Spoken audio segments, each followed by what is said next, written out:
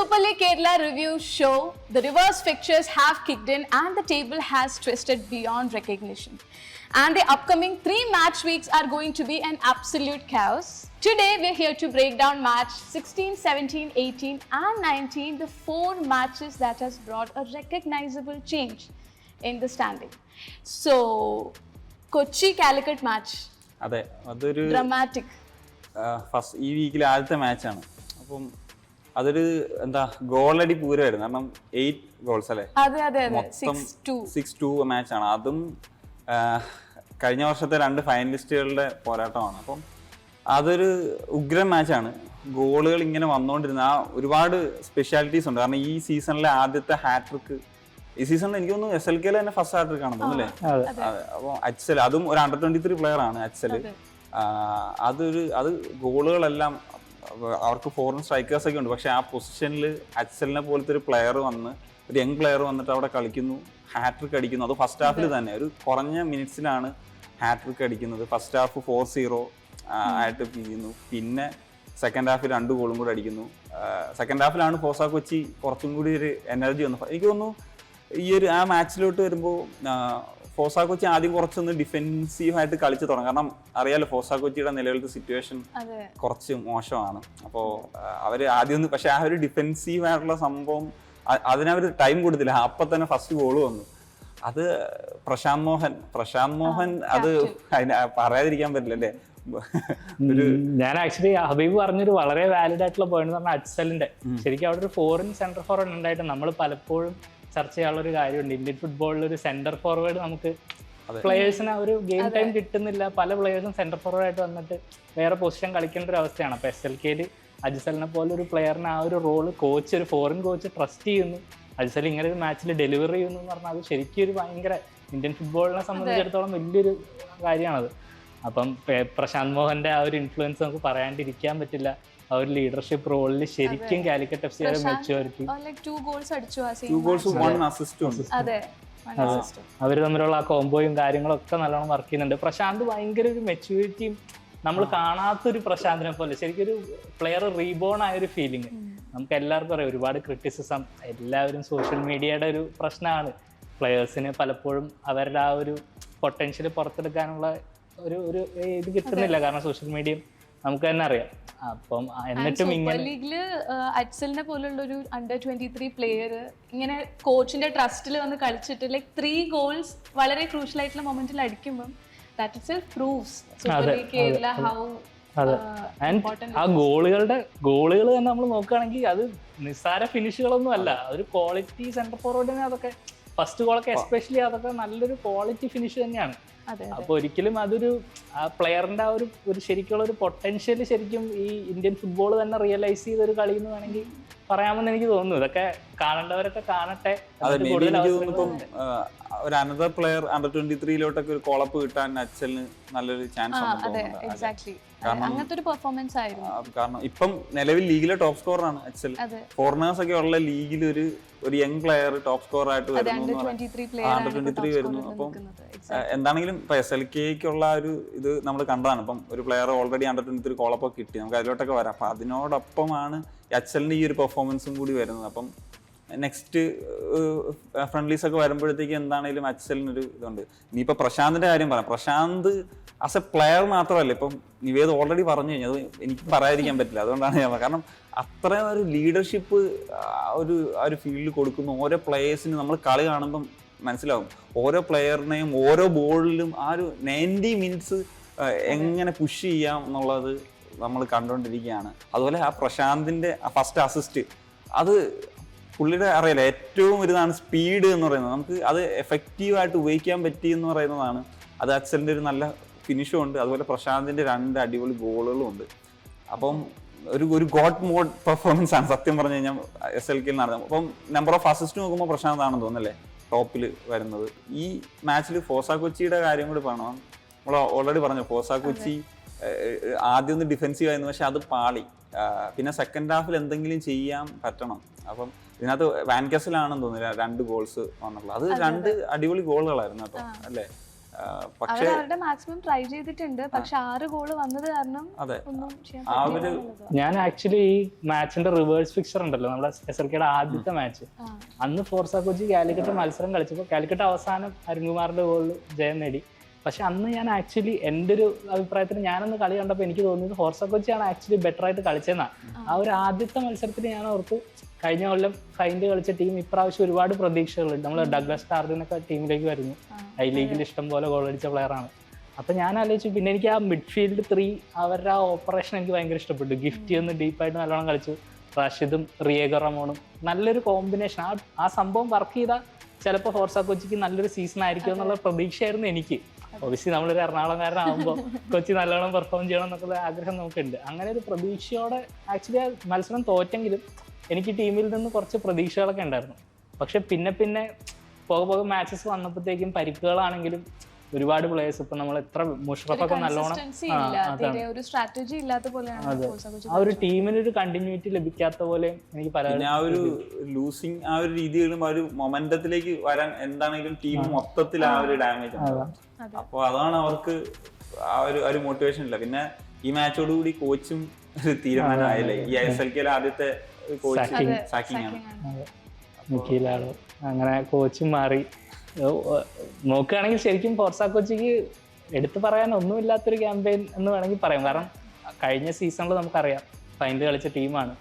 കഴിഞ്ഞ സീസണിൽ എനിക്കൊന്ന് കുറച്ച് ഒരു ഇങ്ങനെ പക്ഷെ അവര് പെട്ടെന്നാണ് തുടങ്ങുന്നത്. അത് ആ ഒരു ഫസ്റ്റ് മാച്ച് ഒക്കെ ഞാൻ കണ്ടപ്പോൾ ഫോർസ കൊച്ചി, പക്ഷെ പിന്നെ ഒരു സെക്കൻഡ് ഫേസിലാണ് അവര് ഫൈനലി കേറി. ഇനിയിപ്പോ അടുത്ത മാച്ച് കണ്ണൂർ. അതെ, ഇതുപോലെ തന്നെ ഒരു എവേ മത്സരം, ഒരു വളരെ ഡ്രമാറ്റിക് ആയിട്ടുള്ള, ഇതിൽ നമ്മൾ ഒരുപാട് ഗോളുകൾ കണ്ടു. പക്ഷെ കണ്ണൂർ കൊമ്പൻസ് മാച്ച് ആക്ച്വലി ഞാൻ ശരിക്കും മാച്ച് തുടങ്ങിയപ്പോഴത്തേക്കും, ഇതിന് മുമ്പ് നമുക്ക് ഈ റിവേഴ്സ് പിക്ചർ അറിയാം, 3-2 ട്രിവാൻഡ്രത്ത് നടന്നൊരു കളി.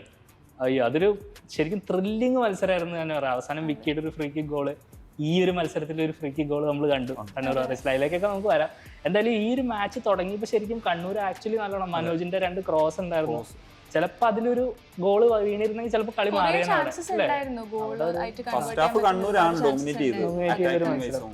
പക്ഷെ കൊമ്പൻസ് നമുക്കറിയാം എപ്പോഴും ഒന്ന് സ്റ്റാർട്ട് ചെയ്യാൻ കുറച്ച് സ്ലോ ആണ്. എപ്പോഴും സെക്കൻഡ് ഹാഫുകളിലാണ് ഗോളുകൾ വരുന്നത്. ഓട്ടമാറാണെങ്കിലും അങ്ങനത്തെ ഒരു പ്ലെയർ ആണ്. പലപ്പോഴും നമ്മളെ ഫ്രസ്ട്രേറ്റ് ചെയ്യാൻ കഴിവുള്ള, എന്നാൽ ക്രൂഷ്യലായിട്ടുള്ള ഗോളുകൾ അടിക്കാനും കഴിവുള്ളൊരു പ്ലെയർ ആണ്. അവരാ ഓപ്പർച്യൂണിറ്റി സീസ് ചെയ്തു, ആ ഒരു ഏർലി പ്രഷറൊക്കെ നല്ലോണം അബ്സോർവ് ചെയ്തു. സെക്കൻഡ് ഹാഫിൽ അങ്ങനെ കൊമ്പൻസ് വളരെ ക്രൂഷ്യലായിട്ടുള്ള ഒരു വിന്ന്, ഈ ഒരു ലീഗിന്റെ ടോപ്പ് 4 റേസിനെ തന്നെ മാറ്റിമറിച്ചൊരു വിന്നെന്ന് വേണമെങ്കിൽ പറയാം അല്ലെ കൊമ്പൻസിന്. അതാണ് ആ ഒരു ഏർലി ഹോം അഡ്വാൻറ്റേജ് കുറെ ഫിക്സ്റ്റേഴ്സ് കളിച്ചപ്പോൾ അവർക്ക് എടുക്കാൻ പറ്റിയില്ല. പക്ഷെ എന്നാൽ ഇപ്പം കൊമ്പൻസിന്റെ ഈ ഒരു വിജയം, അതിനുശേഷമുള്ള വിജയത്തിലേക്ക് നമുക്ക് വീണ്ടും വരാം. എന്തായാലും ഒരു ഇവന്റ്ഫുൾ ഗെയിം. മാത്രമല്ല അതിൻ്റെ അകത്താണെങ്കിൽ ഒരുപാട് ഡ്രമാറ്റിക് ആയിട്ടുള്ള ഒരു ഗെയിമും കൂടിയായിരുന്നു. യെല്ലോ കാർഡ്സ് ആണെങ്കിൽ 3 യെല്ലോ കാർഡ്സ് ഉണ്ടായിരുന്നു കണ്ണൂർ വാരിയേഴ്സിൽ. പിന്നെ ഒരു റെഡ് കാർഡ് ലാസ്റ്റ് കണ്ട് പുറത്തുപോയി. 97th മിനിറ്റിലാണ് അസിർ ഗോമസിന്റെ ഫ്രീ കിക്ക് ഗോളാവുന്നത്. അല്ലെങ്കിൽ 3-0 ഹോമിൽ സെക്കൻഡ് മാച്ച് ലൂസ് ചെയ്യാൻ നിൽക്കുന്ന പോയിന്റിലാണ് കണ്ണൂർ വാരിയേഴ്സ് ഉള്ളത്. അപ്പൊ അവിടെ നിന്നാണ് അസിർ ഗോമസിന്റെ ഫ്രീ കിക്ക് വരുന്നത്. അതൊക്കെ വന്നപ്പോഴത്തേക്കും ആ ഗെയിം ഭയങ്കര ഡ്രമാറ്റിക് ആയി മാറി. അതെ, ശരിക്കും എനിക്ക് തോന്നിയത് ആ ഫാൻസ് ആ ഒരു ഗോൾ അർപ്പിച്ചിരുന്നു. കാരണം കണ്ണൂർ നമുക്കറിയാം വീണ്ടും ഫുട്ബോൾ ഒന്ന് ആക്ടിവേറ്റ് ആയി അവിടെ. SLK വന്നു. എനിക്ക് തോന്നുന്നു ഏറ്റവും ഒരു വോക്കലായിട്ടുള്ള ഫാൻസ് കണ്ണൂരാണോ എന്ന് എനിക്ക് സംശയമുണ്ട്. കാരണം നമ്പേഴ്സ് അല്ല പറയുന്നത്, പക്ഷെ ഈ ഫുൾ ടൈം ഒരു ചാൻഡിങ്, അതെ ഭയങ്കര. നമുക്ക് മാച്ച് കാണുമ്പോൾ ആ ഒരു വൈബ് നമുക്ക് TV കാണുമ്പോൾ തന്നെ കിട്ടും. പക്ഷെ ആ ഗോൾസ് വന്നതോടുകൂടി കുറച്ച് സ്റ്റേഡിയം സൈലന്റ് ആയി പോകുന്ന ഒരു സിറ്റുവേഷൻ ആയിരുന്നു. കാരണം ആ രണ്ട് ഗോള് വന്നപ്പോൾ തന്നെ ഏകദേശം ഒരു സൈലന്റ് ആയി പോയി. പക്ഷെ അവരെപ്പോഴും ആദ്യത്തെ മാച്ച് കിട്ടിയ വൈബ് വേറെ ലെവലായിരുന്നു. അതിനവർക്ക് ആ സിനാന്റെ ഗോളിലൂടെ മാച്ച് ജയിച്ചു. ഈ മാച്ചിൽ ആ ഒരു മൊമെന്റ് ഉണ്ടായിരുന്നെങ്കിൽ വീണ്ടും അവർക്ക് അപ്പം അതിലേറ്റവും എടുത്ത് പറയണ്ടാണ്. അപ്പം ഗോൾ കീപ്പർ, ട്രിവാൻഡ്രത്തിന്റെ ഗോൾ കീപ്പർ സത്യജിത്തിന്റെ പെർഫോമൻസ് ഉഗ്രൻ സേവുകളാണ്.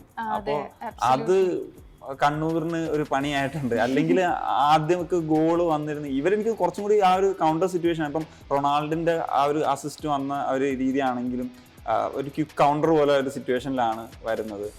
അതാ ഇപ്പോൾ ഓട്ടമറിന്റെ കാര്യം പറഞ്ഞപ്പം, ഓട്ടമർ നമ്മൾ കളിയിൽ കാണുമ്പം പുള്ളി ഭയങ്കര കാഷ്വൽ ആയിട്ടൊക്കെ നിൽക്കുന്നതായിട്ടൊക്കെ തോന്നും. പക്ഷെ റൈറ്റ് ടൈം റൈറ്റ് പ്ലേസിൽ ഉണ്ടാവും, സ്കോർ ചെയ്യുകയും ചെയ്യും. അതാണ് ഒട്ടമറിന്റെ ഒരു പ്രത്യേകത. ഇപ്പൊ കണ്ണൂരിനെ കുറിച്ച് പറഞ്ഞപ്പോ ഞാൻ ജഷ്നക്ക് അറിയായിരിക്കും സിനാന്റെ ഒരു സ്റ്റോറി. ഭയങ്കര ഒരു ശരിക്കും കണ്ണൂർ എന്ന് പറഞ്ഞ സ്ഥലത്തിലേക്ക് ഫുട്ബോൾ തിരിച്ചു വരുന്നു. കണ്ണൂർക്കാരനായ സിനാൻ തന്നെ പേരൻസും ഒക്കെ എത്ര സപ്പോർട്ടീവ് ആണ്. ഫസ്റ്റ് ഹോം മാച്ചിൽ, അതായത് കണ്ണൂർ വാരിയേഴ്സിന്റെ ഫസ്റ്റ് ഹോം മാച്ചിൽ ആദ്യത്തെ ഗോൾ അടിക്കുന്നത് കണ്ണൂർക്കാരനായിട്ടുള്ള ഒരു പയ്യനാണെന്നുള്ളത് ഇത് ഭയങ്കര ഇൻസ്പയറിംഗ് കൂടിയാണ്. ആൻഡ് സിനാൻ വരുന്നത് ലാസ്റ്റ് സീസണിൽ ഈ സീസണിന്റെ പ്രീ സീസണിൽ ഉണ്ടായ ഓപ്പൺ ട്രയൽസിൽ നിന്നാണ് സിനാൻ കണ്ണൂർ വാരിയേഴ്സിൽ വരുന്നത്. So that is very inspiring. അങ്ങനെ ഒരു സ്റ്റോറി അതിൽ അറ്റാച്ച്ഡ് ആയിട്ടുള്ളത്. അപ്പോൾ ഫാൻസിന് ഹാപ്പി ആവേണ്ട സ്റ്റോറീസ് ഉണ്ട്, പക്ഷെ എന്തോ ടീമിന് ആദ്യത്തെ 2 മാച്ചിലും ആ ഒരു റിസൾട്ട് തിരിച്ചു കൊടുക്കാൻ പറ്റിയില്ല, ഫാൻസിന്റെ എനർജി കീപ്പപ്പ് ചെയ്യാൻ പറ്റിയില്ല എന്നുള്ളത് കണ്ണൂർ ആ ഒരു മാച്ചിൽ മനസ്സിലാവും. പിന്നെ നെക്സ്റ്റ് വരുന്ന മാച്ച് 18, അതിലും ഡ്രമാറ്റിക് ആയിട്ടുള്ളൊരു മാച്ചാണ് തൃശ്ശൂർ മാജിക് വേഴ്സസ് മലപ്പുറം. അതും തൃശ്ശൂരിന്റെ ആദ്യത്തെ ഹോം മാച്ചാണ്. അതെ, തൃശ്ശൂരിന്റെ ആദ്യത്തെ ഹോം മാച്ച്. തൃശ്ശൂർ ആണെങ്കിൽ സീസൺ തുടങ്ങിയത് ഫസ്റ്റ് മാച്ച് മലപ്പുറത്തിന്റെ അടുത്ത് തോറ്റിട്ടാണല്ലോ. അവരുടെ ഹോമിൽ പോയി അവിടുന്ന് തോറ്റിട്ടാണ് തൃശ്ശൂര്. ബാക്കി എല്ലാ മാച്ചും അവർ ഐദർ വിൻ ഓർ ഡ്രോ ആണ്. അങ്ങനെയുള്ള ക്യാമ്പയിനാണ് ഇവര് മലപ്പുറത്തിന് ആദ്യത്തെ ഹോം മാച്ചിന് 14-ാം തീയതി 14 ബസ്സിൽ മലപ്പുറംകാർ വന്നിട്ട് അവിടെ നിന്ന് തോറ്റിട്ട് പോകേണ്ട സിറ്റുവേഷൻ വന്നു.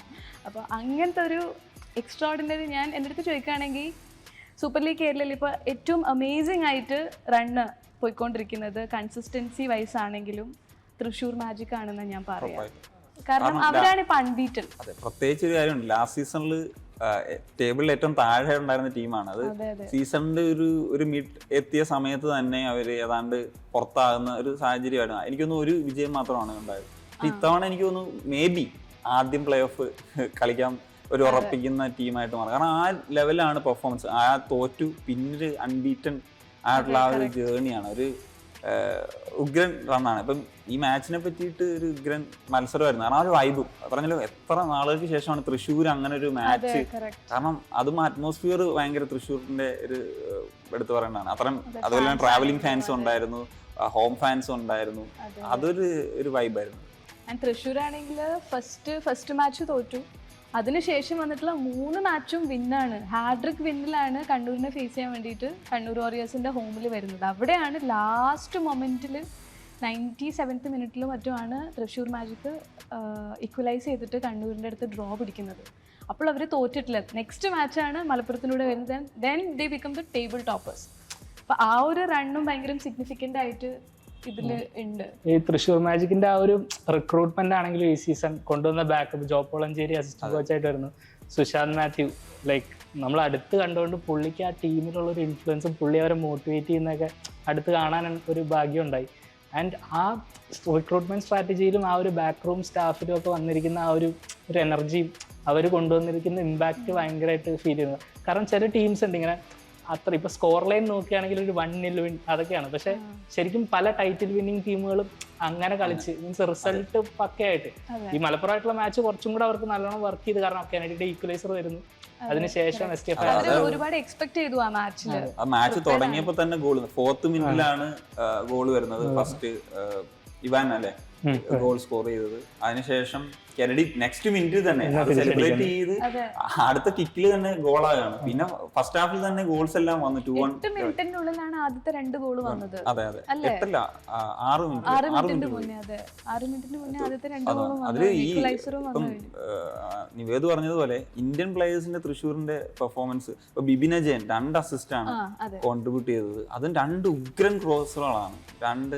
അത് എടുത്തു പറയണം. അതുപോലെ അവരുടെ ലെന്നി റോഡ്രിഗസ്, നമുക്കറിയാം ലെന്നിയെ നമ്മൾ എത്ര വർഷമായിട്ട് ഇന്ത്യൻ ഫുട്ബോളിൽ കണ്ടു. അത്രയും എക്സ്പീരിയൻസ് പ്ലെയറാണ്. അതിനോടൊപ്പം ശങ്കറും അവരുടെ ഇന്ത്യൻ പ്ലേയേഴ്സ് ആണ്. എനിക്ക് തോന്നുന്നു ഒരു പക്ഷേ അവർ ഫോറിനേഴ്സിനൊക്കെ ഉള്ള ഒരു പടി മുകളിൽ കളിക്കുന്നത് എന്നുള്ള ഒരു ഫീലിങ്സ് ഉണ്ട്. ഇപ്പൊ ഇവാൻ എനിക്ക് തോന്നുന്നു നേരത്തെ കുറച്ചും കൂടി ഒരു മിഡ്ഫീൽഡിൽ കളിച്ചിരുന്ന പ്ലെയറാണ്. ഇപ്പം ആ റോളിൽ വന്നു. ഫസ്റ്റ് മാച്ച് അങ്ങനത്തെ ഒരു ഇത് വന്നപ്പോൾ തന്നെ സ്ട്രൈക്ക് ചെയ്യാൻ പറ്റി. അതുപോലെ SK ഫയാസിന്റെ എനിക്ക് ഫസ്റ്റ് ഹാഫിൽ വേറെ ചാൻസ് ഉണ്ടായിരുന്നു. ഒരു ഓപ്പൺ ചാൻസ് മിസ്സായി പോയെന്നൊരു സാഹചര്യമൊക്കെ ഉണ്ടായിരുന്നു. അതല്ലെങ്കിൽ വേറെ നല്ല ചാൻസസ് കിട്ടിയത് തൃശ്ശൂരിനാണ്. പക്ഷെ അത് കൺവേർട്ട് ചെയ്യാത്തൊരു സംഭവമാണ്. തൃശ്ശൂർ ഒരു ബ്രില്യൻ മാച്ച് തന്നെയായിരുന്നു ലാസ്റ്റ് മാച്ചിൽ. അത് മലപ്പുറം അവർ തന്നെ പറഞ്ഞിരിക്കുന്നു. കോച്ച് പ്ലെയറൊക്കെ പറഞ്ഞിട്ടുണ്ട് സീസണിലെ ബെസ്റ്റ് ടീം എന്ന് തൃശ്ശൂർ പറഞ്ഞ ടീം മലപ്പുറമാണ്. അപ്പൊ അവർക്കെതിരെ അങ്ങനത്തെ ഒരു വിൻ നേടിയെടുക്കാൻ പറ്റിയതെന്ന് പറയുന്നത് ഒരു അതിന് അവര് വർക്ക് ചെയ്തതിന്റെ റിസൾട്ടാണ് നമ്മൾ കണ്ടതെന്ന് എനിക്ക് തോന്നുന്നു. മലപ്പുറത്തിന് അവരെങ്ങനെയാണോ കണ്ടത് അതിനനുസരിച്ച് അവർ വർക്ക് ചെയ്തിട്ടുണ്ട്. കളിച്ച് തന്നെ ജയിച്ച ഒരു പ്രോപ്പർ അങ്ങനെ ഒരു പെർഫോമൻസ് തന്നെ പറയാം. കാരണം അപ്പൊ പെട്ടെന്ന് ആ ഒരു ഏർലി ഗോൾ അടിക്കുമ്പോൾ തിരിച്ചൊരു അടി വരുമ്പോൾ അതിന് മറുപടി കൊടുക്കുക എന്നുള്ളത് ഒരു ചാലഞ്ച് ആണല്ലോ. പ്രത്യേകിച്ച് ഇത്രയും ഹോം സപ്പോർട്ട് ആൾക്കാർ എല്ലാവരും പറയുന്നു തൃശ്ശൂർ മാജിക് ഭയങ്കര വലിയ സീസണാണ്. അപ്പൊ അവർക്ക് ആ പ്രൂവ് ചെയ്യേണ്ട ഒരു സാധനമുണ്ട്. ആ ഒരു മെന്റാലിറ്റി സ്വിച്ച് എനിക്ക് തോന്നണേ ആ ഒരു കോച്ചിങ് ഗ്രൂപ്പിലും പ്ലേയേഴ്സിലോ കൊണ്ട് ഇപ്പൊ ലെനിയുടെ ഒക്കെ ഇൻപുട്ടൊക്കെ ഭയങ്കര. കട്ടിമണിയുടെ നമുക്ക് പറയാം. കാരണം കമാല് പോയ സമയത്താണ് കട്ടിമണി വന്ന് എനിക്ക് പ്ലെയർ ഓഫ് ദി മാച്ച് ആയി. അത് കമാല് അണ്ടർ-23 ക്യാമ്പിലോട്ട് പോയി. അത് നമ്മൾ നേരത്തെ പറയാം, SLK ആദ്യമായിട്ടാണ് ഒരു പ്ലെയർ ഡയറക്റ്റ് നാഷണൽ ടീമിലോട്ട് പോകുന്നത്, അണ്ടർ-23 പോകുന്നത്. അപ്പൊ ആ ഒരു സ്ലോട്ടിലാണ് വരുന്നത് കട്ടിമണിയും പറഞ്ഞ പോലെ ലെന്നിയുടെ കാര്യം പറഞ്ഞ പോലെയാണ്, അത്രയും എക്സ്പീരിയൻസ്ഡ് ആണ്. ആ ഒരു പ്ലെയർ വന്നിട്ടുള്ള പെർഫോമൻസും ഫസ്റ്റ് മാച്ചിൽ തന്നെ എക്സ്ട്രാ ഓർഡിനറി പെർഫോമൻസ് നടത്തി ടീമിനെ വിൻ ചെയ്യിച്ചു എന്നുള്ളതാണ്. അവിടെ ഈ കോച്ചിങ് ടീമിന്റെ ഒരു സാധനം എന്ന് പറഞ്ഞാൽ സേഫ് ഓപ്ഷൻ എന്ന് പറഞ്ഞാൽ ഓക്കെ കട്ടിമണി എക്സ്പീരിയൻസ്ഡ് ഗോൾ കീപ്പറാണ്, വേണമെങ്കിൽ അവിടെ കട്ടിമണീനെ ഒരു ഫസ്റ്റ് ചോയ്സ് ആയിട്ട് ഒരു ഓട്ടോമാറ്റിക് സെലക്ഷൻ കൊടുക്കാം. പക്ഷെ എന്നാലും കമാലിനെ ട്രസ്റ്റ് ചെയ്യുന്നു, ആ പ്ലെയർ അത് ഡെലിവർ ചെയ്യുന്നു, കോളപ്പ് കിട്ടുന്നു. അതൊക്കെ ഒരു ഭയങ്കര ഒരു ഇൻസ്പയറിംഗ് സ്റ്റോറിയാണ് ശരിക്കും SLKയിൽ ഒരു മലയാളി പ്ലെയർ അങ്ങനെ ഒരു യങ് പ്ലെയറിന് ഒരു അവസരം കിട്ടാൻ പറഞ്ഞാൽ നമ്മുടെ ഒരു ലീഗിന്റെ ഉദ്ദേശം ഇതാണല്ലോ, നമ്മുടെ പ്ലെയേഴ്സിന് ഗെയിം ടൈം കിട്ടണം. കാരണം നമ്മളെപ്പോഴും പറയുന്നൊരു കാര്യമാണ് ഇന്ത്യൻ ഫുട്ബോളിൽ യങ് പ്ലേയേഴ്സിന് ഇഷ്ടം അവർക്ക് ഡെവലപ്പ് ആവാനുള്ള മാച്ചസ് കിട്ടുന്നില്ല. മാച്ചസ് ആണല്ലോ ഇമ്പോർട്ടന്റ് ആണ്, അത് SLK എന്തായാലും കിട്ടുന്നുണ്ട്. പിന്നെ തൃശ്ശൂരിന്റെ കാര്യം പറയുമ്പോൾ ഒന്ന് പറയാനുള്ള എന്താ വെച്ചാൽ തൃശ്ശൂർ റിവെഞ്ച് എന്തായാലും എടുത്തു. അത് മാത്രമല്ല സൂൺ ആഫ്റ്റർ ദാറ്റ് അവർ ടേബിൾ ടോപ്പേഴ്സ് ആയി. Continuing as table toppers. ഒരു സൂപ്പർ ലീഗ് ടേബിളിനെ ഒന്ന് കൺട്രോൾ ചെയ്യാനുള്ള ഒരു പവറിലേക്ക് തൃശ്ശൂർ എത്തി എന്നുള്ളതും ഒരു സിഗ്നിഫിക്കൻറ്റ് ചേഞ്ച് ആണ്. പിന്നെ ഇപ്പോൾ ഏറ്റവും ലാസ്റ്റ് ഈ വീക്കിലെ ആദ്യത്തെ മത്സരം അത് നമ്മൾ Thrissur play off semi final ഏതാണ്ട് ഉറപ്പിച്ചെന്ന് പറയുമ്പോൾ ഫോസ കൊച്ചി പുറത്തായി എന്നുള്ള കാര്യം കൂടി പറയണം. അവർ വീണ്ടും കൊമ്പൻസിനെതിരെ അവരുടെ കൊച്ചി ഫാൻസിന് ശരിക്കും ഈ സീസൺ ഭയങ്കര ഡിസപ്പോയിൻ്റഡ് ആണ്. കാരണം സ്വന്തം ടീം ഹോമിൽ കളിച്ച എല്ലാ മാച്ചും തോൽക്കുക, ഒരു ഡ്രോ പോലും ഇല്ല, എല്ലാ മാച്ചും തോൽക്കുക എന്ന് പറയുന്നൊരു സിറ്റുവേഷൻ. അതും കൊച്ചി സീസൺ 7 മാച്ചസ് കഴിഞ്ഞു, 7 മാച്ചസിൽ നിന്ന് ഒറ്റ പോയിന്റ് നേടാൻ പറ്റിയില്ല എന്ന് പറയുമ്പോഴത്തേക്കും അത് ഒരു ഡിസപ്പോയിന്റിങ് ആയിട്ടുള്ള സംഭവമാണ്. കഴിഞ്ഞ കൊല്ലം ഇപ്പൊ നമ്മള് തൃശ്ശൂർ മാച്ചിന്റെ കാര്യം പറഞ്ഞപ്പോൾ അവർ ഒരു വിജയമെങ്കിലും നേടിയിരുന്നു ഇത്രയും മോശം സീസൺ ആയിട്ട്. ഇപ്പൊ പക്ഷെ കൊച്ചിയുടെ ഫാൻസിനെ കുറിച്ച് ആലോചിക്കുമ്പോൾ എനിക്ക് എപ്പോഴും, കാരണം ഞാൻ പലപ്പോഴും സ്റ്റേഡിയത്തിൽ പോകുമ്പോൾ അവര് എന്തായാലും വരുന്നുണ്ട്, അവര് വരുന്നു, സപ്പോർട്ട് ചെയ്യുന്നു, മാക്സിമം ചെയ്യുന്നുണ്ട്. പക്ഷെ അങ്ങനെ at the end of the day നമുക്കറിയാം ഫുട്ബോൾ എന്ന് പറഞ്ഞാൽ റിസൾട്ട് ബേസ്ഡ് ബിസിനസ് ആണ്. അത് അവരും അവര് ഫുൾ ടൈം ടീമിനെ സപ്പോർട്ട് ചെയ്യുന്ന ഒരു ഫാൻസ് ആണ് കൊച്ചിയുടെ ഫാൻസ്. അവർക്ക് ആക്ച്വലി ഇപ്പൊ ഗോളിനേക്കാൾ കൂടുതലും അവര് സ്ട്രാറ്റജി അല്ലെങ്കിൽ ഒരു അതാണ് വേണ്ടത്. ഗോൾസ് എന്നാലേ വരുള്ളൂ എന്ന് എനിക്ക് തോന്നുന്നു. ഇപ്പൊ ടൈം ഒരുപാട് ലാസ്റ്റ് മാച്ചിൽ ആക്ച്വലി കളിയുടെ തുടക്കത്തിൽ കൊച്ചിയുടെയിലായിരുന്നു കൺട്രോൾ. പക്ഷെ അപ്പൊ തന്നെ ആ ഗോള് വന്നു, പിന്നെ കളി വീണ്ടും കയ്യിൽ നിന്ന് പോയൊരവസ്ഥയായി പോയി. അതാണ് ആ ഒരു ടീമിന്റെ ഒരു മെന്റാലിറ്റി ഉണ്ടല്ലോ. അപ്പം ഒന്നാമത് അവര് അങ്ങനത്തെ ഒരു സിറ്റുവേഷനിൽ നിൽക്കുന്ന ഒരു ടീമാണ്. അപ്പം ഒരു ഗോള് വരുമ്പോൾ വീണ്ടും അതിനെ അഫക്ട് ചെയ്യും.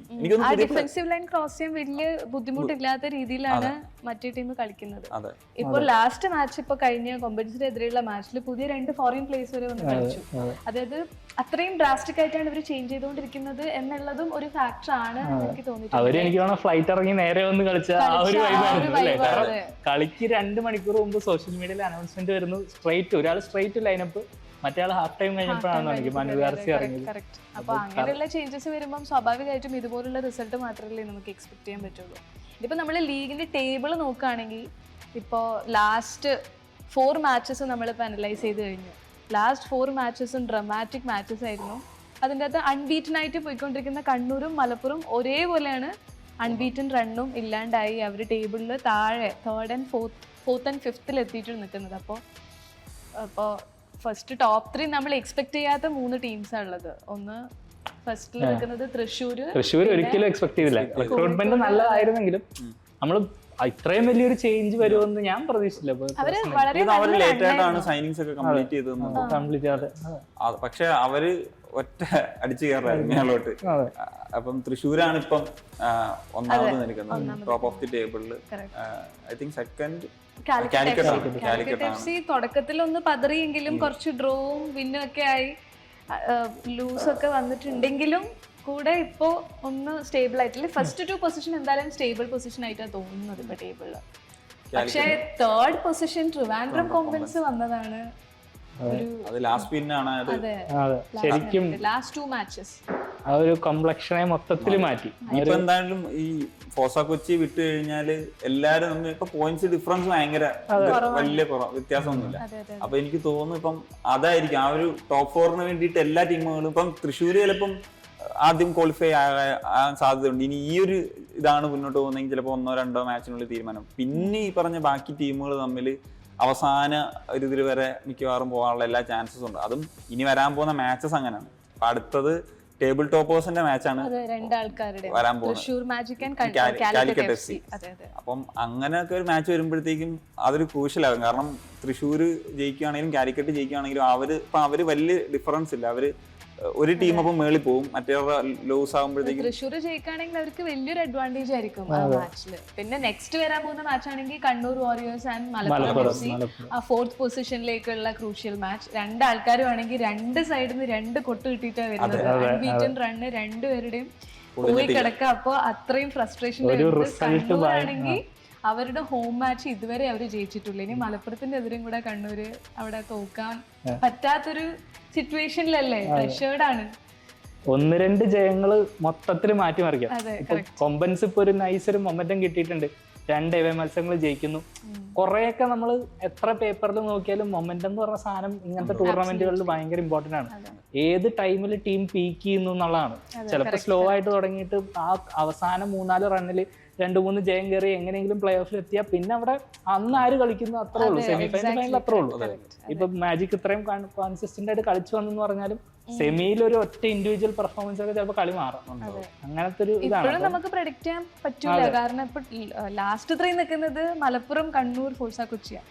കണ്ണൂർ വാരിയേഴ്സ് അൺബീറ്റൻ ആയിട്ട് ടേബിൾ ടോപ്പിൽ നിന്നിട്ടുണ്ടായ ഒരു ടീമാണ്. ഇപ്പോ 2 മാച്ച് ഡേയ്സിൽ അവര് താഴെ 5th പൊസിഷനിൽ എത്തുന്നത്. അപ്പൊ എത്ര ഡ്രമാറ്റിക് ആയിട്ടാണ് ലീഗ് ടേബിൾ പോയിക്കൊണ്ടിരിക്കുന്നത്. കൊമ്പൻസിന്റെ ആ ഒരു വിൻ സത്യം പറഞ്ഞു കഴിഞ്ഞാൽ ലീഗിന് ഭയങ്കര ഇമ്പോർട്ടന്റ് ആണെന്ന് തോന്നുന്നു. കാരണം അല്ലെങ്കിൽ ചിലപ്പം ഈ ഒരു 4 ടീം എന്താണെങ്കിലും ഇത് വരും. അപ്പൊ അതാണ് കണ്ണൂരിന്റെയും മലപ്പുറത്തിന്റെയും തോൽവികള്, അതുപോലെ തന്നെ കൊമ്പൻസിന്റെ വിജയം ഈ വീക്ക് അതാണ് ഭയങ്കര സ്പെഷ്യൽ ആക്കുന്നത്. കാരണം മൊത്തത്തിൽ ആ ഒരു എന്നാലും നമുക്ക് ആ ലീഗിന് ഒരു എക്സൈറ്റ്മെന്റ് ഉണ്ടാകത്തുള്ളൂ.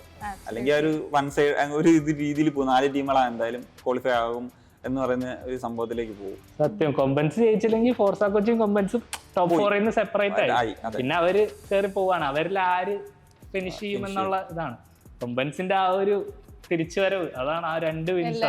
പറഞ്ഞ പോലെ തന്നെ ലീഗിന്റെ ഒരു ഫുൾ സംഭവം തന്നെ മാറ്റിമറിച്ചൊരു 2 റിസൾട്ടാണ് തീർച്ചയായിട്ടും. അതെ. അപ്പോൾ എങ്ങനെയായിരിക്കും ഇതിന്റെ പ്രഡിക്ഷൻസ്? എന്താ തോന്നുന്നത്, ഹബീബിന് എന്താ തോന്നുന്നത്? നമ്മൾ എൻ്റെ ഒരു അഭിപ്രായത്തിൽ തൃശ്ശൂർ മാജിക് ആണ് കുറച്ചും കൂടി കൺസിസ്റ്റന്റ് ആയിട്ട് പോകാനുള്ളൊരു ടോപ്പ് 2-ൽ എന്തായാലും ഉണ്ടാവുന്നുള്ള എൻ്റെ ഒരു തോന്നലുണ്ട്. What do you think? എനിക്ക് തൃശ്ശൂർ എന്താണേലും സെമി ഫൈനൽ കയറും എന്നാണ് പ്രതീക്ഷിക്കുന്നത്. പിന്നെ കാലിക്കറ്റ് FC അവർക്ക് അതെന്തോ ഒരു സംതിങ് ഇതുണ്ട്. അവർ നമ്മൾ ഫസ്റ്റ് സീസൺ തൊട്ടേ കാണുന്നതാണ്. അപ്പോൾ അതെന്തായാലും കാലിക്കറ്റ് FC മറ്റൊരു ടീമായിട്ട് വരും എന്നുള്ളതാണ്. പിന്നെ മലപ്പുറം FC ഇത്തവണ നന്നായിട്ട് തന്നെ പെർഫോം ചെയ്യുന്നുണ്ട് തീർച്ചയായിട്ടും. പിന്നെയാണ് Trivandrum Kombans or Kannur warriors. I think Kannur warriors ആണ് കുറച്ചും കൂടി ഒരു എഡ്ജ് എന്ന് തോന്നുന്നു. എനിക്ക് അങ്ങനെയാണ് ഫീൽ. പക്ഷെ ഒന്നും പറയാൻ പറ്റില്ല. കാരണം കൊമ്പൻസിന് ഇപ്പൊ ഒരു മൊമെന്റം കിട്ടിയിട്ടുണ്ട്. അത് എങ്ങനെ അവര് മുന്നോട്ട് കൊണ്ടുപോകുന്നു എന്ന് പറയുന്നത് വളരെ അൺപ്രഡിക്റ്റബിൾ ആണ്. ലീഗില് എല്ലാ മാച്ചും നമ്മൾ വിചാരിക്കുന്ന ആൾക്കാരും നല്ല മുന്നോട്ട്. എന്താണ് അപ്പൊ നിങ്ങളുടെ എക്സ്പെക്ടേഷൻ പറയാം? എനിക്കും Thrissur magic Calicut I think 2 പേരും കയറാനുള്ള ഒരു ചാൻസ്. ഇപ്പം നമ്മൾ നേരത്തെ ചർച്ച ചെയ്തപോലെ ഇന്ത്യൻ പ്ലേയേഴ്സിന്റെ ക്വാളിറ്റി ആണെങ്കിലും അതൊക്കെ 2 ടീമിനും നല്ലോണം ലിഫ്റ്റ് ചെയ്യുന്നുണ്ട്. 2 ടീമിനെ പിന്നെയുള്ള 2 സ്ഥാനങ്ങളാണ്. മലപ്പുറത്തിന് എന്തായാലും ഈ സീസൺ സെമി കളിച്ചേ പറ്റുള്ളൂ. കാരണം നമുക്കറിയാം കഴിഞ്ഞ സീസൺ മിസ്സായി. ഏറ്റവും ഹ്യൂജ് ഫാൻ ബേസ് ആണ് മലപ്പുറത്തിന്. അപ്പൊ ഇതൊരു അഭിമാന പ്രശ്നമാണ് ഇപ്രാവശ്യത്തെ സെമി ഫൈനൽ എന്ന് പറഞ്ഞാൽ. ആൻഡ് നമുക്കറിയാം റിക്രൂട്ട്മെന്റ് ആണെങ്കിലും കാലിക്കറ്റിന്റെ ചാമ്പ്യൻ ടീമിൽ നിന്ന് 3 സൂപ്പർ താരങ്ങൾ. അതെ, അപ്പൊ അതിന്റെ ഇന്റൻഷൻ എന്ന് പറഞ്ഞാൽ കപ്പടിക്കുക എന്നുള്ളതാണ്. മലപ്പുറത്തിന്റെ ഇന്റൻഷൻ അതിൽ കുറഞ്ഞൊന്നും അവർക്ക് ഈ സീസൺ അഫോർഡ് ചെയ്യാൻ പറ്റില്ല എന്നുള്ള ഒരു മെന്റാലിറ്റിയിലാണ് അവർ സീസൺ തുടങ്ങിയിരിക്കുന്നത്. എന്നാലും ഈ ലീഗിന്റെ ഇത് വെച്ച് നോക്കുമ്പോൾ അപ്പം അവര് എങ്ങനെയെങ്കിലും ഒക്കെ ആ ഒരു സെമി കയറുമെന്ന് തന്നെയാണ് എൻ്റെ പ്രതീക്ഷ. എങ്ങനെയെങ്കിലും ആ ഒരു 3rd പൊസിഷനോ 4th പൊസിഷനിലോ അവരുണ്ടാവും. പിന്നെ ഉള്ളത് കൊമ്പൻസ് വാരിയേഴ്സ് ആണ്. എനിക്ക് കൊമ്പൻസിനോട് ചെറിയൊരു സോഫ്റ്റ് കോർണർ ഉണ്ട്. അതുകൊണ്ട് കൊമ്പൻസ് ആ ഒരു മൊമെന്റം യൂട്ടിലൈസ് ചെയ്ത് എങ്ങനെയെങ്കിലും അവിടെ കയറും. രണ്ടാമത് വീണ്ടും ഈ സീസണിലെ സെമി കഴിഞ്ഞ പ്രാവശ്യം കയറിയ പോലെ തന്നെ ഒരു 4ാം സ്ഥാനത്ത് കയറിയേക്കാം എന്നാണ് എനിക്ക് സാധ്യത. പക്ഷെ നമ്മൾ പറഞ്ഞ പോലെ തന്നെ കേസില് എനിക്ക് തോന്നുന്നത് കണ്ണൂർ വാരിയേഴ്സ് ആയിരിക്കും. അതില് സംശയമില്ല, കാരണം ആയിട്ടാണല്ലോ ഇത്രയും നാളെ ഉണ്ടായിരുന്നത്. അപ്പം അതാണ് ആ ഒരു പൊസിഷൻ ടൈറ്റ് ആണ്. ഇപ്പൊ നമ്മൾ പറഞ്ഞു ഇപ്പൊ ഈ ടീമുകളൊക്കെ കളിക്കും 2 6 പോയിന്റർ മാച്ച് നമുക്ക് വേണമെങ്കിൽ പറയാം. ആര് തോറ്റാലും അത് അവർക്കൊരു വലിയ അടിയാണ്. ഒരു തോൽവിനേക്കാളും മറ്റൊരാൾക്കൊരു വലിയ ബൂസ്റ്റാണ് കിട്ടുന്നത്. അപ്പോൾ ആ ഒരു അഡ്വാൻറ്റേജ് ബിൽഡ് ചെയ്യാനുള്ള സമയമാണ്. പിന്നെയുള്ള ഗെയിം വീക്കുകളെല്ലാം സൂപ്പർ ലീഗ് കേരളയിൽ ഭയങ്കര ക്രൂഷ്യലായിരിക്കും എന്നാണ് എൻ്റെ അഭിപ്രായം. അത് ഒട്ടും നമ്മളിങ്ങനെ ഇരുന്ന് എന്തൊക്കെ കണക്ക് കൂട്ടിയാലും എനിക്ക് തോന്നുന്ന പല അട്ടിമറികളും പല സർപ്രൈസ് എല്ലാം അൺപ്രഡിക്റ്റബിൾ റിസൾട്ടുകളാണ്. നമ്മൾ അതുകൊണ്ട് ഒന്നും പറയാൻ പറ്റില്ല. ഇനി തൃശ്ശൂരായിരുന്നു ആ ഒരു ഇതിൽ പോയിക്കൊണ്ടിരിക്കുന്നത്. ഇനിയിപ്പോ നമുക്ക് എഴുതിത്തള്ളാൻ പറ്റില്ല. Forca Kochi next 3 matches away matches ജയിച്ചാലും ടേബിളിന് വലിയൊരു ചേഞ്ചും വരാനില്ല. പക്ഷെ മറ്റുള്ളവരുടെ റിസൾട്ടുകളെ അത് ചെയ്യാം, മറ്റു ടീമുകളുടെ തീരുമാനിക്കാം. അങ്ങനെയുള്ളൊരു ടീം ഒരു ഡേഞ്ചറാണ്. കാരണം നഷ്ടപ്പെടാനൊന്നുമില്ല, എന്തും ചെയ്യാം. അതാണ് മറ്റവർക്കൊരു ഇതുണ്ടാവും. പല കാൽക്കുലേഷനുകൾ നടക്കുമല്ലോ, അവര് ജയിക്കണം ഇങ്ങനെ. ആ ഒരു സംഭവം എല്ലാ ടൂർണമെന്റിലും നടക്കുന്നതാണ്. അപ്പം ഇവർക്ക് ആ ഒരു ഇത് വെച്ചാണ് മൈൻഡ് സെറ്റിലാണ് കളി അപ്രോച്ച് ചെയ്യുന്നത്. ചിലപ്പോൾ ഒരു ഡ്രോ മതിയായിരിക്കും വേറൊരു റിസൾട്ട് നോക്കി വരുമ്പോൾ. ഫോർസാ കൊച്ചിക്ക് അങ്ങനെ നോക്കേണ്ട കാര്യമില്ല, വരിക കളിക്കുക, അടിച്ചിടുക, അതാണ് ഉദ്ദേശം. കാരണം അഭിമാനത്തിന് വേണ്ടി മാത്രം കളിക്കുന്ന ഒരു സിറ്റുവേഷൻ ആണ്. പിന്നെ ഞാൻ പറയാൻ വിട്ടുപോയൊരു കാര്യം, കൊമ്പൻസിന്റെ ഇപ്പൊ നമ്മൾ കഴിഞ്ഞ മത്സരത്തിൽ 2 ഇഞ്ചുറി അവർക്ക് ഓട്ടമാറൊക്കെ നമുക്കറിയാം. അപ്പം അതൊക്കെ ഒരു വലിയ ഫാക്ടറാണ്. കാരണം അങ്ങനത്തെ കീ പ്ലേയേഴ്സിന് ഈ ഒരു സിറ്റുവേഷനിൽ പരിക്കുകളൊക്കെ വരുമ്പോൾ കൺസിസ്റ്റന്റ് ആയിട്ട് ഒരു സ്റ്റാർട്ടിംഗ് ലെവലിലാണ് പോയിക്കൊണ്ടിരുന്നത്. അപ്പൊ അതിലൊരു ഹിൻഡ്രൻസ് വന്നു കഴിഞ്ഞാൽ അവരുടെ റിസൾട്ടിനെ എന്തായാലും ചാൻസസ് ഉണ്ട്. ടോപ്പ് 4 ഞാൻ പറഞ്ഞ തന്നെ ആയിരിക്കും. അല്ല, ഞാൻ വിചാരിച്ചതും ഞാൻ പ്രെഡിക്റ്റ് ചെയ്യുന്നതും അങ്ങനെയാണ്. തൃശ്ശൂർ എന്തായാലും അവരുടെ കൺസിസ്റ്റൻസി കീപ്പ് ചെയ്യാൻ ഞാൻ ലൈക്ക് എക്സ്പെക്ട് ചെയ്യുന്നുണ്ട്. പിന്നെ അതിനുശേഷം കാലിക്കട്ടും അവിടെ ആ ഒരു പൊസിഷനിൽ ഓക്കെയാണ്. അവരും തുടക്കത്തില് വളരെ ഇപ്പോ നേരത്തെ മൊമെന്റത്തിന്റെ കാര്യം പറഞ്ഞില്ലേ, അത് പറയുമ്പം കാലിക്കറ്റ് FC ഒരു വലിയൊരു എക്സാമ്പിൾ ആണ്. കാരണം തുടക്കത്തിൽ കുറെ ഡ്രോ ഇതൊക്കെ വന്നതാണെങ്കിലും അറ്റ് ദ മൊമെന്റ് അവർ 2nd പൊസിഷനിലുണ്ട്. ഗോൾ ഡിഫറൻസ് ആണെങ്കിലും 5 goal difference, first hat-trick, they are doing very good, happy. പിന്നെ ഉള്ളത് 3rd പൊസിഷനിലുള്ളതിന് ഒരു ഫൈറ്റ് ആണ്, കൊമ്പൻസിൻ്റെതും പിന്നെ മലപ്പുറത്തിൻ്റെതും. കണ്ണൂർ വാരിയേഴ്സ് എന്തായാലും വെറുതെ ഇരിക്കാൻ പോണില്ല. ഫോഴ്സാ കൊച്ചി ആണെങ്കിലും ഈ പറഞ്ഞ പോലെ. ഇപ്പൊ എന്റെ top 4 Thrissur, Calicut, Malappuram and Kannur. Next week വരാൻ പോകുന്ന മാച്ചസ് ആണെങ്കിലും ഭയങ്കര ഡ്രമാറ്റിക് ആയിട്ട് ഉള്ളൊരു മാച്ചസ് ആണ്. ഫസ്റ്റ് വൺ ഇപ്പോൾ Calicut FC versus Thrissur magic. അതാണെങ്കിൽ ടേബിൾ ടോപ്പിൽ നിൽക്കുന്ന 2 ടീംസാണ് കളിക്കാൻ പോകുന്നത്. അത് ഇപ്പോൾ ആര് ജയിച്ചാലും എനിക്ക് തോന്നുന്നു അതൊരു ക്വാളിഫിക്കേഷനിലേക്കുള്ള വലിയൊരു ചുവടുവെപ്പായിരിക്കും. അപ്പം എന്തായാലും ഇപ്പം നമ്മൾ ഇപ്പോഴത്തെ ലീഗിന്റെ നിലവിലെ സാഹചര്യം നോക്കുമ്പോൾ ബെസ്റ്റ് 2 ടീമുകളെന്ന് പറയാം. ഒരു മാജിക് നല്ലോണം കൺസിസ്റ്റന്റ് ആയിട്ട് പെർഫോം ചെയ്യുന്നുണ്ട്. ഞാൻ പറഞ്ഞ പോലെ തന്നെ 1-ൽ വിന്നാണെങ്കിലും ആ ഒരു റിസൾട്ട് ഫോക്കസ് ആയിട്ട് ഭയങ്കര നീറ്റായിട്ട് അവർ കളിച്ച് പോയിന്റ്സ് നേടുന്ന ഒരു ടീമാണ്. പക്ഷെ എന്തോ കാലിക്കറ്റിൽ ഒരു എക്സ് ഫാക്ടർ ഉള്ള പോലെ എനിക്ക് തോന്നുന്നു. ഇപ്പൊ അജ്സലും പ്രശാന്ത് എല്ലാവരും ഒന്ന് കത്തുന്നുണ്ട്. അവരെല്ലാവരും ആ ഒരു സാധനം വർക്കൗട്ട് ആയി കഴിഞ്ഞു കഴിഞ്ഞാൽ തീർച്ചയായിട്ടും എനിക്ക് തോന്നുന്ന കാലിക്കറ്റിന് റിസൾട്ട് ഉണ്ടാക്കാൻ പറ്റും. കാലിക്കറ്റ് വിന്നാണ് എനിക്ക് തോന്നുന്നത്. എന്റെ ഫീൽ അങ്ങനെയാണ് ആക്ച്വലി. പക്ഷെ ഒരു ഡിഫറൻസ് എന്ന് പറഞ്ഞു കഴിഞ്ഞാൽ ആ ഒരു ടഫിൽ അഡാപ്റ്റ് ആകാനുള്ള ഒരു സംഭവമുണ്ട്. തൃശ്ശൂർ കുറച്ചും കൂടി അവിടെ ഗെയിം കളിച്ചിട്ടുള്ള ഒരു എക്സ്പീരിയൻസ് ഉണ്ടല്ലോ. അപ്പം അവരിപ്പം ഫസ്റ്റ് മാച്ച് കളിച്ചിട്ടേ ഉള്ളൂ, പക്ഷെ അവർ അവിടെ ആ ഒരു ഗ്രൗണ്ടിന് വേണ്ടിയിട്ട് അവർ ട്രെയിൻ ചെയ്തിട്ടുണ്ട് എന്നൊക്കെയാണ് പറയുന്നത്.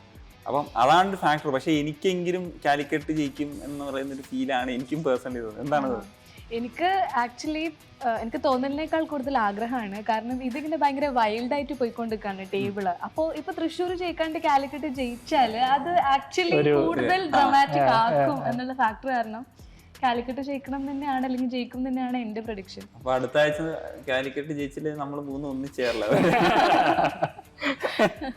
അല്ല, നമ്മളുടെ ഒരു പോയിന്റ് ഓഫ് വ്യൂല്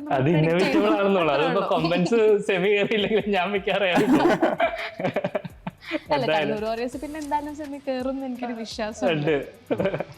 പിന്നെ അടുത്ത അത് കഴിഞ്ഞിട്ട് വരാൻ പോകുന്ന മാച്ച് ആണെങ്കിൽ കണ്ണൂർ വാരിയേഴ്സ് മലപ്പുറം FC. അതാണെങ്കിൽ ടേബിളില് 4th പൊസിഷന് വേണ്ടിയിട്ടുള്ള ബിഗ് ഫൈറ്റ് ആണ്. 2 ടീമും 2 സ്ഥലത്തുനിന്ന് 2 മാച്ചസ് അവരുടെ അൺബീറ്റൻ റണ്ണ് അവസാനിച്ച് 2 കൊട്ട് കിട്ടിയിട്ടാണ് വരുന്നത്.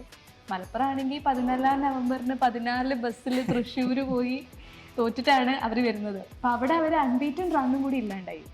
കണ്ണൂരും ഇപ്പോൾ കൊമ്പൻസിൻ്റെ എതിരെയുള്ള മാച്ചിൽ ഒരു അടി കിട്ടി നിൽക്കുക. അപ്പോൾ that match is also going to be very exciting. കാരണം ഫാൻസിൻ്റെ കാര്യത്തിലാണെങ്കിലും. പിന്നെയുള്ള അടുത്തൊരു പ്രശ്നം എന്താണെന്ന് വെച്ചാൽ കണ്ണൂരേക്ക് ഇനി മലപ്പുറത്ത് എത്ര ബസ് വരും എന്നുള്ളതാണ്. എന്നാണ് മാച്ച് 19-ന്. അപ്പം 19 ബസ് ഫിക്സ്ഡ് ആണ്. പക്ഷെ മലപ്പുറം ഫാൻസിന് നമ്മൾ ക്രെഡിറ്റ് കൊടുക്കണോ, കാരണം എല്ലായിടത്തും ഞാനിപ്പോ കൊച്ചിയിൽ അത് എനിക്ക് ഏറ്റവും അടുത്ത് എക്സ്പീരിയൻസ് ചെയ്യാൻ പറ്റി. എന്തായിരുന്നു ആ ഒരു ഹബീബ് ഉണ്ടായിരുന്നു. അപ്പം ആ ഒരു ട്രാവൽ ചെയ്ത് വരുന്നു, ഇത്രയും കേരള ബ്ലാസ്റ്റേഴ്സിന്റെ മാച്ചസിന് അങ്ങനെ ട്രാവൽ ചെയ്ത് വന്നിട്ടുള്ള ശീലമുണ്ട്. മലപ്പുറത്ത് നിന്നാണ് ഏറ്റവും കൂടുതൽ ബസ്സസ് കേരള ബ്ലാസ്റ്റേഴ്സിന്റെ മാച്ചിന് വരുന്നത്. പക്ഷെ SLK ചെയ്ത ഒരു കാര്യം എന്ന് വെച്ചാൽ ഈ ഒരു വികാരം ഉണ്ട്. ഇപ്പൊ കേരള ബ്ലാസ്റ്റേഴ്സ് ഒക്കെ നമുക്ക് നമ്മുടെ ഒക്കെ ക്ലബ്ബാണ്, പക്ഷെ എന്നാലും ഓരോ ജില്ലയ്ക്കും ഓരോ ടീം വരുന്ന പറയുമ്പോൾ അത് പ്രത്യേകിച്ച് മലപ്പുറത്തിനൊക്കെ എന്ന് പറഞ്ഞാൽ ഫുട്ബോൾ എന്ന് പറഞ്ഞാൽ അവിടുത്തെ ഒരു ഭയങ്കര ഒരു ഡെയിലി ലൈഫിന്റെ ഒരു ഭാഗമാണ്. കാരണം ഏത് മലപ്പുറംകാരനോട് ചോദിച്ചാലും ഫുട്ബോളിനെ കുറിച്ച് പറയാൻ ഒരുപാട് കഥകളും ഇതൊക്കെ ഉള്ള ഹീറോസും ഒക്കെ ഉള്ള നാടാണ്. അപ്പൊ അവർക്ക് സ്വന്തമായിട്ടൊരു ടീം വരിക, ആ ടീമിന് ഇത്രയും വലിയൊരു സപ്പോർട്ട്, അതൊക്കെ നമ്മൾ എക്സ്പെക്ട് ചെയ്തത് തന്നെയാണ്. പക്ഷെ എന്നാലും അന്ന് എനിക്ക് തോന്നുന്നത് ഒരു ചൊവ്വാഴ്ച അങ്ങനെ എന്തൊരു വർക്കിംഗ് ഡേ ആണെന്ന് മലപ്പുറം കൊച്ചി മാച്ച് നടക്കുന്നത്. എന്നിട്ടും ആ സ്റ്റേഡിയത്തിൽ മഹാരാജാസ് ഗ്രൗണ്ടിൽ ഏറ്റവും ആള് വന്ന മാച്ചാണ്. അതെ, തീർച്ചയായിട്ടും എവേ ഫാൻസിന്റെ നോക്കുകയാണെങ്കിൽ തീർച്ചയായിട്ടും ഞാൻ എവേ സൈഡിലായിരുന്നു. കാരണം അവിടെ ബാക്കിയുള്ള മാച്ചസിൽ അത്ര എവേ സ്റ്റാൻഡ്, കാരണം അപ്പുറത്താണല്ലോ ഹോം സ്റ്റാൻഡ്. അപ്പൊ ഇവിടെ അത്രയും ക്രൗഡും ആ ഒരു വൈബാണ്. അപ്പം എന്താണെങ്കിലും ഈ കണ്ണൂരിലും നമുക്കത് എക്സ്പെക്ട് ചെയ്യാം.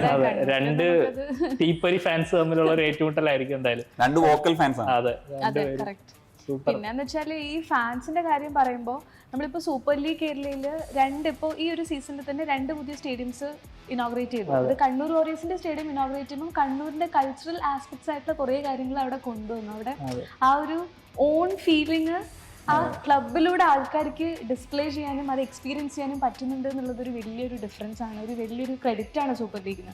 അതേപോലെ തന്നെ ഇപ്പോൾ തൃശ്ശൂരിന്റെ മാച്ച് നടക്കുന്ന സമയത്ത് ഒരു പൂരങ്ങളുടെ നാട് അല്ലെങ്കിൽ ആ ഒരു രീതിയിൽ, അതായത് ആ ഒരു കൾച്ചറിനെയും കൂടെ അതിലൂടെ ബ്രാൻഡ് ചെയ്യുന്നുണ്ട്, അല്ലെങ്കിൽ ആ കൾച്ചറിനെയും കൂടി അതിലൂടെ പ്രൊമോട്ട് ചെയ്യുന്നുണ്ട് എന്നുള്ളത്, ചെയ്യാൻ പറ്റുന്നുണ്ട് എന്നുള്ളതൊരു വലിയൊരു പോസിറ്റീവ് സൈഡായിട്ട്.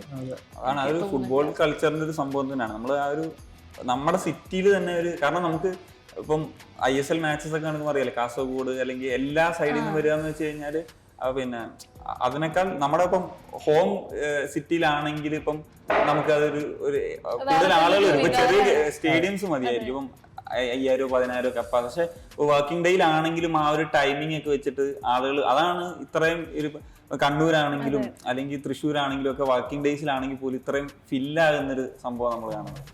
അതെ, ആബ്സല്യൂട്ട്ലി. പിന്നെ ഒരു റെക്കഗ്നിഷൻ ആണ് അവരെ നമ്മൾ ലൈക്ക് ആ ഒരു കൾച്ചർ നമ്മൾ റെക്കഗ്നൈസ്, നമ്മളൊരു ഐഡന്റിറ്റി എന്നൊക്കെ പറയുന്ന ഒരു സംഭവമാണ്. അതിലൂടെ ആൾക്കാർക്ക് റിലേറ്റ് ചെയ്യാൻ പറ്റുന്ന ഒരു വലിയ സ്വീകാര്യതയൊക്കെ ഇതിന് കിട്ടുന്നുണ്ട് ഭയങ്കര.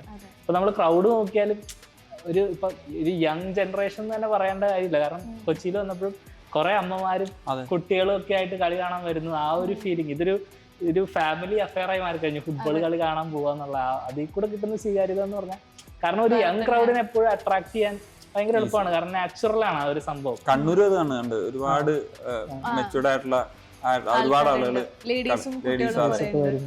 പിന്നെ അതിന്റെ ഒക്കെ ഇടയിൽ എനിക്ക് ചോദിക്കാനുള്ള കാര്യം എന്താ വെച്ചാൽ, നമ്മൾ ഇതുവരെ പ്രഡിക്ഷൻ പറഞ്ഞിട്ടില്ല. കണ്ണൂർ മലപ്പുറത്തിന്റെ പ്രഡിക്ഷൻ പറഞ്ഞിട്ടില്ല. കണ്ണൂർ മലപ്പുറം ഞാൻ അതിൽ ഭയങ്കര ക്യൂരിയസ് ആണ്. എന്റെ ഒരു എക്സ്പെക്ടേഷൻ ഒന്ന് രണ്ടുപേരും തോറ്റിട്ടും അങ്ങനത്തെ ഒരു സിറ്റുവേഷനിലൊക്കെയാണല്ലോ വരുന്നത്. ആക്ച്വലി അതൊരു ഡ്രോ ആയിരിക്കും എന്നാണ് എൻ്റെ ഒരു എക്സ്പെക്ടേഷൻ. ആദ്യത്തെ മാച്ചും ഡ്രോ ആയിരുന്നു ഈ മാച്ച്. അവര് അത്ര രണ്ടുപേരും ഈക്വലി ആ ഒരു കോമ്പറ്റീഷൻ ഉണ്ടാകും, ആ ഫാൻസിന്റെ ഫൈറ്റ് എന്താണെങ്കിലും. അതുകൊണ്ട് എനിക്ക് തോന്നുന്നു ഗോളുകൾ വരും, പക്ഷെ ഒരു ഡ്രോ ആയിരിക്കും എന്നാണ് എൻ്റെ ഒരു. ഞാൻ കൊമ്പൻസിനെ പ്രഡിക്ട് ചെയ്തിട്ടുണ്ടല്ലോ ടോപ്പറിക്കാരൻ. അതുകൊണ്ട് എനിക്ക് തോന്നുന്നത് മലപ്പുറം ഒരു ജയം നേടുമെന്നാണ്. അപ്പം അങ്ങനെയാണെങ്കിൽ രണ്ടാമതൊരു പ്രഡിക്ഷനും ഇതിലേക്കൊരു ഒരു പോസിബിലിറ്റി ഉണ്ടല്ലോ. അപ്പൊ എനിക്ക് തോന്നുന്നത് മലപ്പുറം മേ ബി ഒരു 1 ഗോൾ മാർജിനിൽ ഒരു ഓഡ് ഗോൾ, അല്ലെങ്കിൽ 2-1 അല്ലെങ്കിൽ 1-0 ജയിക്കാനുള്ള ചാൻസ് ആണ് എനിക്കിപ്പോ നിലവിൽ തോന്നുന്നത്. Absolutely not. എനിക്ക് തോന്നുന്നത് കണ്ണൂർ വാരിയേഴ്സ് ആണ് ജയിക്കാൻ പോകുന്നത് എന്നുള്ളതാണ്. മലപ്പുറം ശരിയായ കണ്ണൂർക്കാരിയെ പോലെ സംസാരിച്ചിരിക്കുന്നത്. ആ വീർ ഭാഷയൊക്കെ ആദ്യത്തെ മാച്ചിലുള്ള ഒത്തൊരുമ നമുക്കില്ല. 3 റിസൾട്ടാണ് പറഞ്ഞത്. സെക്കൻഡ് മാച്ച് കാരണം നമ്മൾ ടേബിളിനും ഒരു സിഗ്നിഫിക്കന്റ് ചേഞ്ച് ഉണ്ടാവുന്ന ഒരു കാര്യമാണല്ലോ. അപ്പൊ പേഴ്സണൽ ഇൻട്രസ്റ്റ് എന്തായാലും വരും. അപ്പം ഇതിൽ നമ്മൾ ഡിഫറെന്റ് ആയിട്ട് എന്തായാലും പറയുള്ളൂ. The reverse fixture is wild. 4 matches, 1 hat-trick. Earth's 97th minute free kick, red card, and the table that turned upside down. Today we broke down the matches 16 to 19 and we saw how Trivandrum Kombens reached top 3 and how Kannur Warriors fell out of the top 4. Watch the analysis, the league is getting serious, so guys, stay tuned.